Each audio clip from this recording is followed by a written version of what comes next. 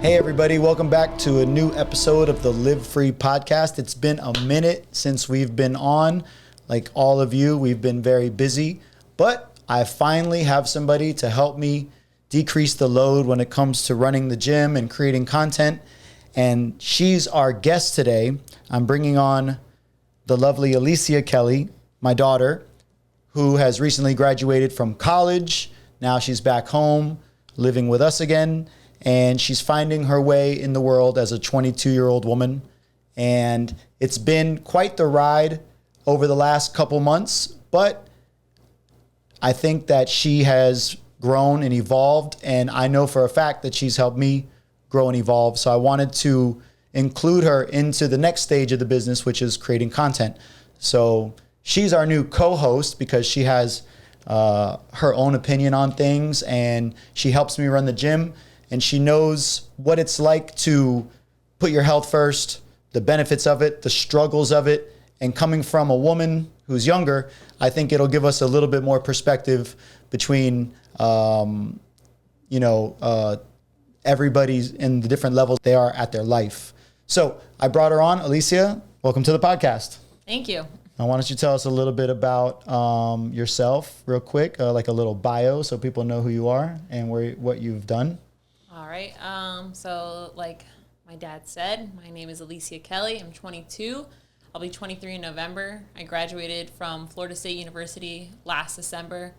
I got my degree in environmental science. And at the moment, I'm like the general manager, I would say, of Live Free, helping my dad run the gym, getting to know all the members, learning how a business works, how a business is ran, the ups and downs, and just moved back home. So entering a new stage of my life. How does it compare running a business to going to school? What are some things that you miss about school and make it a little bit different for somebody who's come from that environment to run a business at 22? Oh, I mean, I would say I miss everything about school, but that's just because I loved being in school. Like I would say I'm still in school right now. Now I'm like in business school. It's just a lot more high stakes. What I miss, I would say, about going to university was I miss the independence of, I was very fortunate to have you guys help me purchase my own home that's in my name. So I was able to live on my own. I cooked for myself every day. I lived with two of my best friends. So I miss that. I miss the ease of just having a set schedule and knowing that, okay, this is what I have to do each day. This is the homework I have to get done. I have this test coming up. My semester is sent out. Everything for the semester is sent out in advance. So there's a lot. It's almost, I wouldn't say mindless because there is a lot of work to be done, but it's not all in your hands to decide what is to be done. When it comes to then running a business, it's pretty much the reverse. You can get nothing done if you want to because there is nothing necessarily that has to be done each day. There's not always a set deadline. There's not a curriculum. Yeah, there's not a curriculum. There's deadlines, but they're not necessarily very much set. And the stakes are higher. This is our livelihood. It was just my grades were the stakes at that point, and the money you got awarded. The money I got awarded. Yeah, so there was a little pressure. Yeah. Yeah. But it's been a challenge, I would say, at first, but now I think I'm starting to get a better grasp of it slowly but surely. And one thing is that I do enjoy being in the gym every single day. I would miss it very much when I was at school. I would miss seeing everybody. I would miss getting to train with everybody. It's a totally different environment. Yeah. That I'm happy to be a part of. I feel the same way about the community and everybody in it. And the best part is coming and sharing that experience with people. And of course, getting better, being pushed. There's always somebody in the gym who pushes you that you can look up to, who's, doing their mobility, or somebody who's doing really good in the workout, or somebody who's showing up every day, or somebody who's eating better and feeling better about themselves. And and seeing that change, and then them bringing in their friends or their husband, wife, kids. And I think that, this gym over the years for me, at first it was just a place to work out, because I just wanted to work out because it helped me feel better about myself and it helped me build myself up and make connections with people. And then after a while, I realized that it was about, helping people change their lives, transform their lives. So it's really been a fun ride over the last 10 years. We're celebrating our 10-year anniversary in October, and you've been here for 10 years. Why don't you tell us what you've seen over the years change, in the gym and in your life as being part of it? Wow, yeah. The gym physically has changed a lot, I look at pictures, I'm like, looks completely different than it did 10 years ago. I would say that I wasn't as aware of the importance of the gym 10 years ago because I was 13 years old, when we first started, 12 and 13. I remember you telling me like, oh, come to the gym, come work out. But, I wasn't ready yet. And then around 16 or so is when I started to, get a little heavier. I was like, all right, I got to get in the gym. Puberty hit. Yeah, puberty hit, full swing, time to get into the gym. And that's when I started to involve myself more. And I made friends in the gym. And I think that's what kept me going. Not even just necessarily like the changes that was happening to my body, because going through puberty, you couldn't see it right away and everything there's a lot going on. But I started to get to know all the coaches, and I would come to the 4 p.m. class and I would see the same people at the 4 p.m. class. And then I was encouraged to go and see them. 4 p.m. legends. 4 p.m. legends. All the dads. It was me and all the dads. Mike Hoflinger. Yeah, Mike Hoflinger. Alex Gomez. Yeah, Alex Gomez. Jerry. Yeah. All of them. And Jerry only needs one name. Yeah, yeah. So that was really great, and that still has lasted to this day. Like, the community is what continues to push the gym and push, I think, not only us to keep the gym open, but keep people coming. So that's been really amazing. People come and go throughout the gym, but that the heart still remains, and that's what's really cool to see. Yeah, owning a gym, as you know, is not the most lucrative business because there's many factors, and factor number one is being a good business owner, but other factors, like COVID and property increases and taxes, and you got to pay people to live in Miami, so payroll goes up, and it's difficult to make a lot of money and be comfortable. But when you think about, is it worth it? You think about all those lives that have impacted you, not just you've impacted, because the people in this gym also changed you, they changed us, and it's created a whole new family that we never had. And that is what it's really all about, because you can always make money, right? You can always find ways to hustle and make money. And I've made money not like this, and lots of it, and it didn't compare to the experience of doing both, being able to make a living and help people. It's like a win-win. And I think that over the years, what's been cool for me is seeing your development in the gym from just somebody who didn't even want to go to the gym and how I had to constantly ask you, and sometimes kind of force you. Yeah. Like, hey, look, come on, enough, let's go. You're going to feel better, let's get out the house. This is part of your life. Physical training should be part of everybody's life. Every single day, you should have to do something physically. And if you do it at least 5-6 days a week, you can have a day of less physicality, but you should always move because humans are made to move. And when we move, we're happy. We feel better. We look good. You see a cycle of people who don't move, so they don't burn a lot of energy. And our foods are very calorically rich, so they eat food that we all like. We all like those foods, and those foods have so many calories. If you don't move, you gain weight. And then because you're not happy with your appearance and your behavior, food can bring you that temporary pleasure. So you go in this cycle of eating more and not being happy, and then eating to be happy and then not being happy. When really, to break that cycle, you go to the gym. Because the gym is something that while you're there, you're not eating. Okay, so that's a plus. It helps me. I'm here like 6 hours. I'm like not eating no food. I'm like, no, I can eat whatever I want when I get home, right? You're moving, so you're burning more calories when you're in the gym. And after the gym, you're not as hungry either. And you get that feeling of dopamine or accomplishment from working out like you do food. And through that feeling, you begin to chase that feeling every day instead of chasing the food feeling. And now you're building yourself up instead of building yourself down. So one of the most simple things that, you learned as a child, and I learned as a child, because my dad used to work out and set an example, was that if I wanted to improve myself, I couldn't control a lot in my life, but I can control what my body was doing in that moment.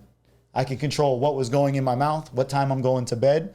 And by moving those levers, I could begin to increase the self-confidence and self-esteem that I had, which led me to be more confident in the world and go after more stuff and understand that I had the power to become whatever I wanted. So I think that as parents, and I learned this being a parent, that it's vital we set the example for our children, because our children don't know what to eat. Our children don't know how to get to the park. I mean, back in the day, you could just go to the park, but now it's different. You got to take your kid to the park. You got to put them in sports. They're not going to have the money to sign up for themselves. You got to bring them to the gym. Show them that you're working out. Even if they're just sitting there dicking around on their iPad, they're around people working out, which shows them wow, this is how people are. This is what people do. They're happy. My mom is happier. When she leaves here, she's happy. You might not notice it consciously, but as a child, if your mom is out drinking and she comes home, if she's out working out and she's happy, And I think that the gym over the last 10 years has switched from just being a place where people work out, at least in my mind, to a place where we can teach other families and parents how to create generational health. Because your health doesn't die with you. You think that, my life, of course, your life is finite, but your legacy is not. Your habits are not finite. You set those habits in your kid by living them yourself. You can say what you want, but if you don't do it and you don't support your child in the process, it's not going to happen. So you have to be the one to do it. And you want to be that person in your family that your lineage looks back at like a transitionary maker, And that doesn't just happen in health. When you take care of your health, it also brings other things into your life, So one of the things that I wanted to talk about today on the podcast was not only do you help me run the gym, but you also are a babysitter. Yeah. You're also our dog walker. Is there any that I'm missing? Dog sitter, dog walker, babysitter, gym GM. Gym GM. And then what did you do when you were in college as an intern? I was an intern at an institute that monitored amphibian wetlands and seeing how amphibian species were thriving in those wetlands and what factors were causing population decrease if they were not thriving. And you also, like you said earlier, you own a home. Yes. Tell us about owning a home. What are some of the challenges of owning a home for you when you didn't even want the home? No. When we first said that we would put the down payment, but you had to take care of everything else. So just so everybody understands, when Alicia moved to college, we were paying like $700 a month for a bedroom, right? And then I told Claudia, I was like, look, let's just take the savings we got and put it on a down payment so that what we're paying and what you're paying, because at the time we had to help you pay for that, was going into an investment, But you had to be the one to get roommates. You had to be the one to paint the house. Me and Claudia were home when you painted the house. Well, you paid somebody to paint it, but you prepared everything with Aunt Nancy, my aunt. God bless you, Aunt Nancy. Drove all the way to Tallahassee. Times. Multiple times. I would say at least 5 times. At least 5 times. To your 2. To my 2. But my 2 were important too. 4 years. Aunt Nancy did it 5 times in 2 years. You did it twice in 4 years. And both times you were annoyed with me. I did you a favor, honey. But I might not have been there in form, but I was always there in spirit, for sure. And if you ever really needed me, I would be there. For sure. Especially the time I went to take you there and then graduation. Get me back. Bring me up and take me back. But you came home. Yeah. We saw each other, y'all. Yeah. But tell us a little bit about running your own household in school and what was that like? At first it was scary because I was living in it was like a student complex with 4 other girls who I was really good friends with from my freshman year. And I enjoyed that a lot. And I liked living there. It was, it was always fun because there's somebody down the hall that you could just hang out with. And then you guys were like, okay, let's get the house. And I wanted to keep living with them, but I also knew deep down that the best move was to find the house. I just didn't know how to find a house. You mean there's not a manual for that? Yeah, so I started reaching out to realtors and things like that, and I couldn't really find any properties that were good, and I didn't have a car, so I didn't have a means to go see these different houses. And then I was able to, thankfully, again, Aunt Nancy got us in contact with somebody who suggested a realtor to us, and they were the ones they would now pick me up and they would take me to go visit the houses. And they wanted that commission. Yeah, they did. I'm surprised other people wouldn't do that. Well, you got to know somebody. Yeah. They were hard workers. And this was also during like COVID. Yeah. Mind you, so that's also a factor, but they were very cool. Got that low interest rate. Yeah. That COVID interest rate. Let's go. Interest rate. We found a house that was like, it's like a mile away from campus, so like 15 minutes walking. And when I first walked in, it was filled with boys were living there, and it stunk. The walls were like a horrible color. There was dishes everywhere. The walls were filled with like Tallahassee stop signs and street signs that they had stolen and hung up on the walls.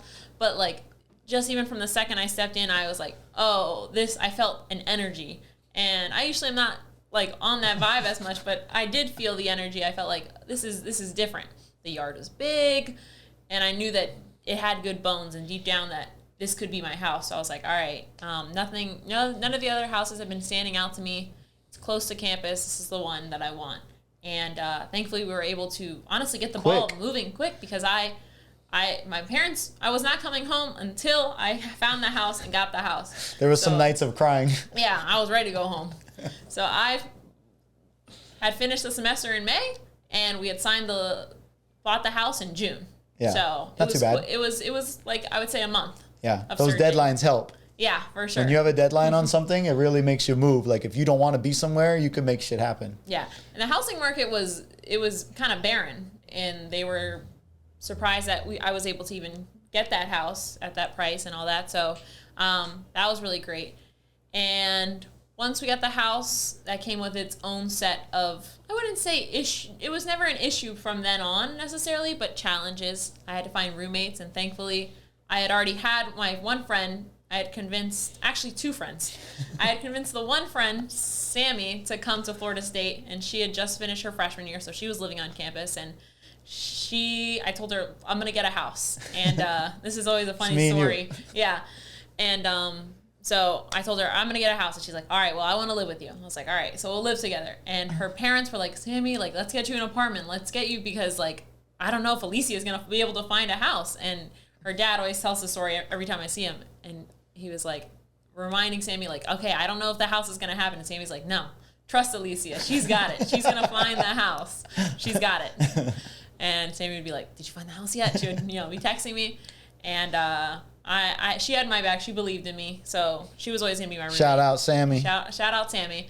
And then my other friend was going to school at George Washington University. And when COVID hit, it's DC. Shut it all down. So they sent everybody home. They shut it all down. And they're still paying $75,000 a year to go to school online. What? Yeah. So I was like, this is a waste of money. Her name's Eva. She was like, this is a waste of money. She transferred to FIU. She had visited me at one point at Florida State, and I was like, look, Florida State does not care. They are like, let's go to class, everybody. You know, wear a mask, you'll be fine. We need to keep the money coming. Yeah, wear a mask, you'll be fine. Go to class. Thank God. Yeah. No, thank God, because like it completely alters your education. Those few months that we were online, it's completely different than when you're in person. Yeah. It ruins the experience. It does, yeah. And you have to do what you have to do, but still, if at that point, once it gets better, I think that it was great that Florida State was able to open up. Shout out Florida State. Shout out Florida State. And so I was like, Eva, come to Florida State. You know, you're already going to FIU. Might as well just come up here. And she didn't take much convincing. She is my ride or die too. And she came up and she was our third roommate. Yeah. And that's it. We had three rooms to the house. Filled them all up, and that was that. And of course, as that progresses on, it's difficult to live with people who are your best friends. And, you know, you went to high school with these people. You never live with them. You never live with them. Right. I think we did a really great job of, you know, working around each other's quirks and everything like that, and, you know, making it work, communicating. But it was a really great experience, and I wouldn't change it for the world. I'm so happy that I was able to live with them. I was able to get that house. I love my house. I miss my house. And just don't miss Tallahassee. Don't miss Tallahassee. I wish I could pick up my house and drop it in Miami. Three of us could still live there together. Yeah. But not in Tallahassee. Yeah, for sure. Yeah, I love Tallahassee, but and at that Tallahassee rent price too. Yeah, the Tallahassee rent price for the sure. Mortgage. The mortgage. Yeah. Yeah. But yeah, you know, living on your own is at 18, 19, 20. Yeah, I would say 20 is a little scary, but it's also very freeing, and my routine is not very different from what it is now, but it was always on my schedule. Whatever I wanted to do on my schedule was what I would get done. My car, I didn't have to share my car with you. Hey. So. Hey, she Shout shares out her. my mom for Shout out the $1 billion chef Claudia Reyes for crashing my car on the day I took her car to get new tires, and my car got totaled, and now we share a car. Yeah. But we only come to the gym pretty much. Yeah, that's it. And I'm getting the Mustang back today, so amazing. Perfect. The Mustang always needs a little love. It's like 70 years old or something like that. Yeah. Yeah. But living on my own was great, and I look forward to the day that I can do it again. But it also made me appreciate living with my family, and, you know, because me and the girls, we wouldn't have, temporarily. We wouldn't have, like, necessarily dinners all the time together. I would kind of eat dinner on my own schedule. And you would have to cook. Yeah, I would cook. I would cook for myself every single day. Now, pretty much my mom cooks for me every single day, and she doesn't love it, but she does it. And she's very good at it. Yeah, she's superb. But she needs help sometimes, too. For sure. So you got to use those skills. Find the balance of helping you. Like, right. That's what I'm saying. I put all my energy into helping you. Sometimes I forget to help her. I do the other things like laundry and clean up around the house, but I could definitely do better. Yeah, we could definitely do better. Yeah. For sure. But I would say that what comes with running a business is learning how to manage your time. For sure. And that's the tough part. And that's one thing that, you know, both of us could do a better job at, because we both kind of can push a little too hard. Mm-hmm. We're both fire signs. Yeah. You know, I'm a Leo, she's a Sag. And so fire burns hot. I don't know my ascending, but August 2nd, 1978, comment my ascending, please. Is that a thing, ascending? Yeah. True. Yeah, because I'm emotional. But I think maybe you could talk about what it's like to now you're scheduled to run the gym. Like, what's a day like for you? A day like for me is getting up around 6:30, somewhere between 6 and 7 a.m. So 6 on the early side, 7 on the get to sleep in a little bit. This has been a week for me. I haven't had any clients, but when I do have clients, I'll either have a client at 7:30 a.m. Monday, Wednesday, Friday, and then recently I also had clients at 8, and then on Tuesdays and Thursdays I have a client at 7 a.m. So I'll train my clients. Then I'll do general manager business for a couple hours. So that would be creating content. I'll be working with Bianca to see invoices we have, who hasn't been in the gym for a while, working on creating whatever upcoming events or campaigns that we have going on. That takes me around, an hour or two. And then typically I will train sometime between 10 to 12. So that's always really nice. After I Sounds like a rough job. Yeah. Sounds like a tough one. You get to work out, hang out with your friends, work with your dad. Mm-hmm. Once it get bad, I don't want to hear the bad parts. You want me to like roast you on camera or like Whatever you want to talk about. then I'm unroastable. Then, come home, eat breakfast. I'll typically go and maybe like 2 to 3 days out of the week, I walk one of the members' dogs and come back home. Then I'll actually eat breakfast then. So you fast all morning? Yeah, pretty much fasted all morning. Just coffee. Sometimes I'll eat like an apple or a banana. If I'm going to train like closer to 12 and I was already up at 6, I need a little more energy. Do you prefer fasting? At this point, I just think I've become accustomed to it. I don't think I could eat anything in the morning right now. I would have to maybe once again become accustomed to that, but it's just become part of my routine that I don't see any... You think it helps you from overeating? No, I wouldn't even necessarily say that, though, because I am hungry by the time I get home. But I wouldn't say I overeat because I do need to eat that amount that I eat by that point. Do you know how much you eat? No. Oh. I mean, I know how much I eat at breakfast. I can tell you my breakfast, but everything else, the breakfast is the same every day. Everything else gets a little mixed up. I could definitely... So you could be under eating? Oh, for sure. Or you could be overeating? For sure. Right. One of the two. And do you think that it's necessary to track your food to be healthy, or do you think it's necessary to track your food to lose fat? Which one do you think it is? Well, at this point in my fitness journey, to be healthy, no, but to say break plateaus and get to the next level of, how lean I would like to be, for sure I would need to do that because kind of at a stale point right now. So something does need to change, whether that be, and I don't necessarily think it needs to be increasing the amount that I exercise, but it could maybe be changing the way that I exercise and then also making sure I'm eating the right amount of food or to benefit that or, aid in fat loss. It can be hard, right? Yeah. To figure all that out. It's a full-time job, honestly. It's a full-time job. Yeah. To know what to eat, to train the right way, because your body adapts so fast that if you're training the same way, you plateau.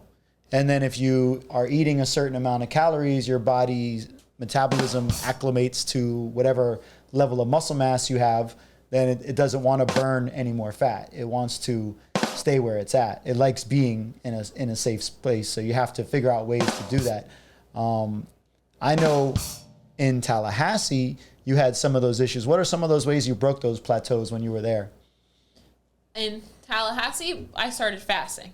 So fasting, I had gotten the freshman 15, eating on campus and not cooking for myself. Then the freshman 15 is 15 pounds when you're a freshman in college.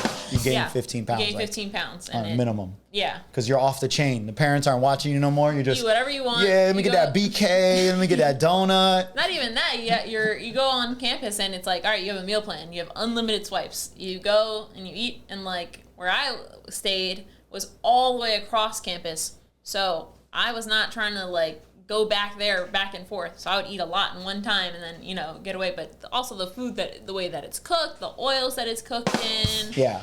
I wasn't probably exercising as frequently as I do now. It wasn't the same. Exercising in Tallahassee when I'm by myself is nowhere near the same that it is here because I don't have anybody pushing me. It's just me. Right. And honestly, for myself, I found that I'm the person that there's a gear that I can't kick it into unless there's others around me going faster than me. Yeah. Or the competitiveness. Yeah, there's a competitiveness. If that's not happening, then I'm just going to chill. Yeah. Yeah. I'll try to push myself. Which is another great reason to join a gym like this. Yeah. Because there's always people better than you in something. And there's always things you're better. And you're better than someone else. Yeah. And so the small guy has a rough time on the rower, but the big guy has a rough time on the pull-up bar. And the beauty of a community gym where you do CrossFit movements and, of course, add in strength and conditioning to that is there's always going to be somewhere that you need to improve. So it always gives you something to shoot for. And that's why it's super important for anybody who wants to be healthier and get in shape to follow a program. Because a program is going to progress you. If you're doing it on your own, you're only going to get so far. And then you need a coach, you need a trainer, or you need a program. So that's why I think that a lot of people benefit from being in the gym, because I write the programming. So I know how to progress people. And then the coaches make sure that the programming is translated correctly, because you got to be on your toes to translate the stimulus of 10 pull-ups for somebody who's 220 pounds. They're not going to be able to do that. How do you get them there? Or somebody who can do 20 pull-ups. So a heavier person would need to use a band to do 10 or have some other form of assistance. And then a lighter person would need to add weight. So you need to make sure, the coaches need to make sure that they're always translating that. And that's why these gyms, CrossFit gyms, and other boutique fitness gyms with trainers and coaches benefit people so much.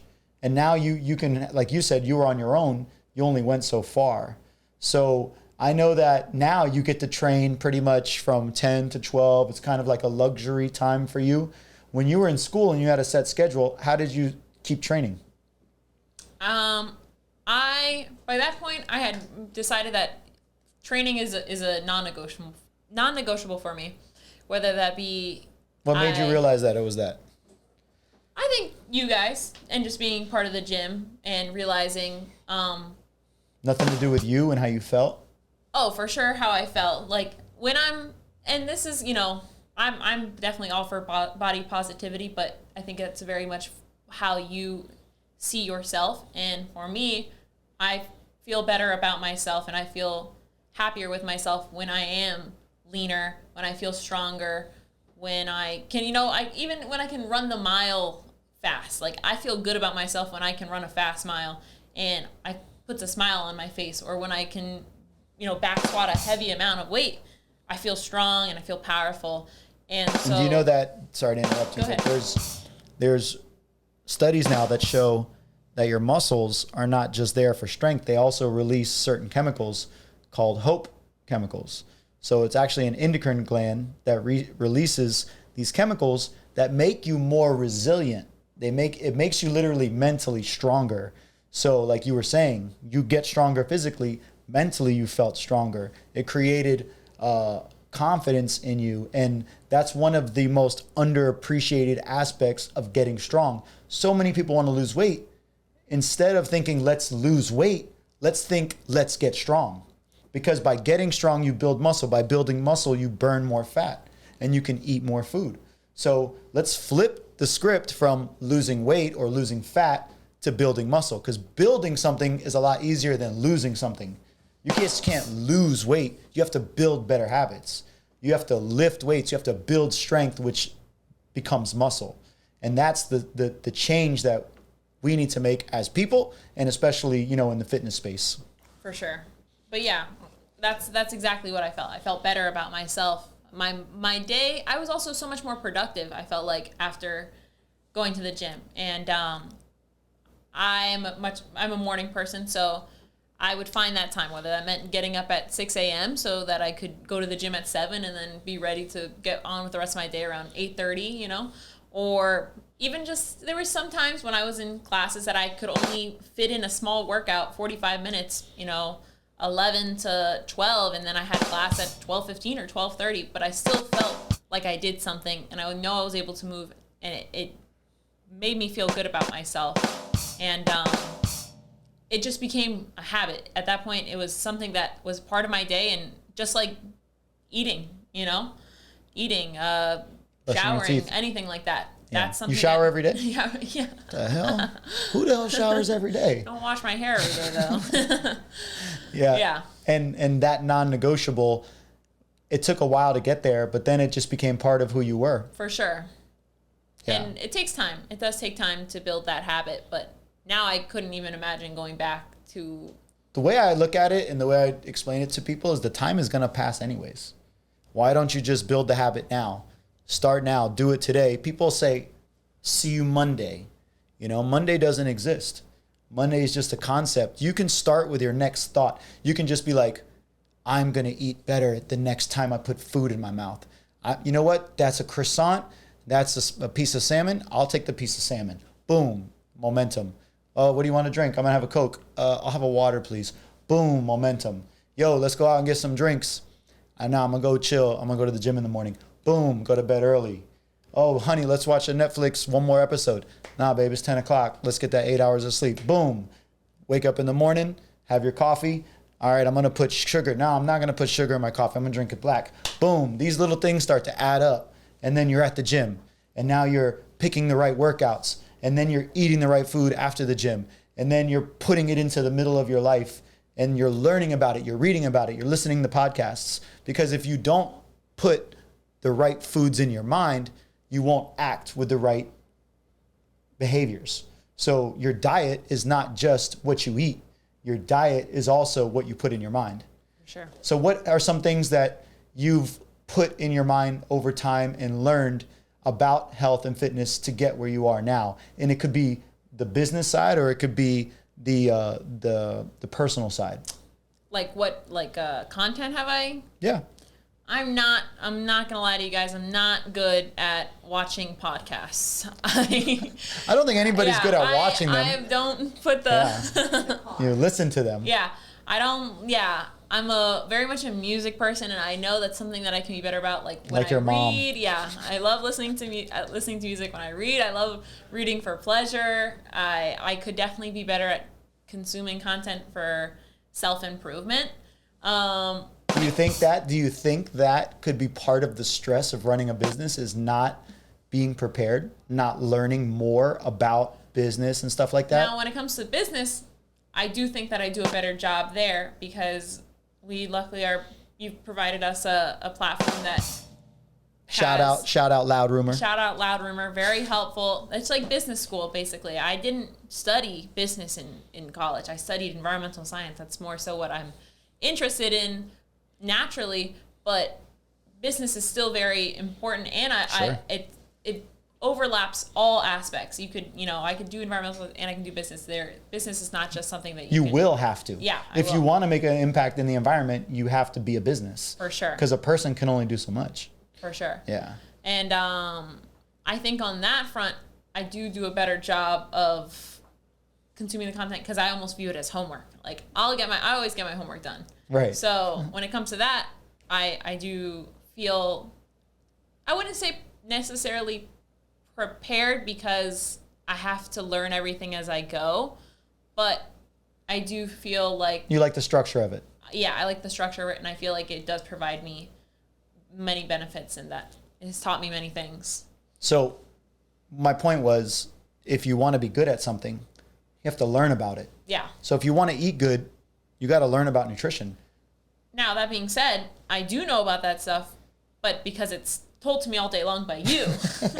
Right. I don't, maybe that's also another thing. I don't feel like I have to go and watch videos, because you already watched the video and now you're going to explain it to me. And Right. now you tell it to me every single day. Right.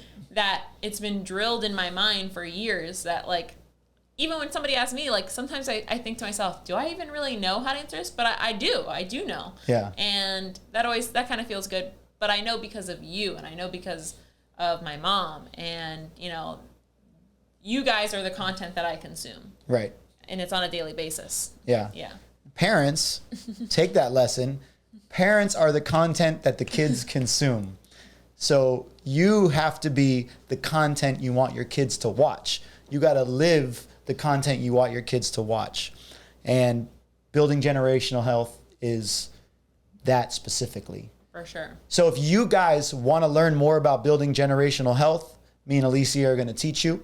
We have a gym, Live Free CrossFit, Miami, Florida, you can come to. We have an online training system, Live Free Training Systems, if you need help with programming or diet help. We're your one-stop shop to help you when it comes to making your life healthier, getting better sleep, building muscle, having good relationships with your children, friends, and family, and having a good time while you're doing it and roasting each other. So if you like this podcast, share it with somebody you think would benefit from this information. Like our channel, subscribe, and we will see you on the next one. See you next time. Bo, bo, bo, bo.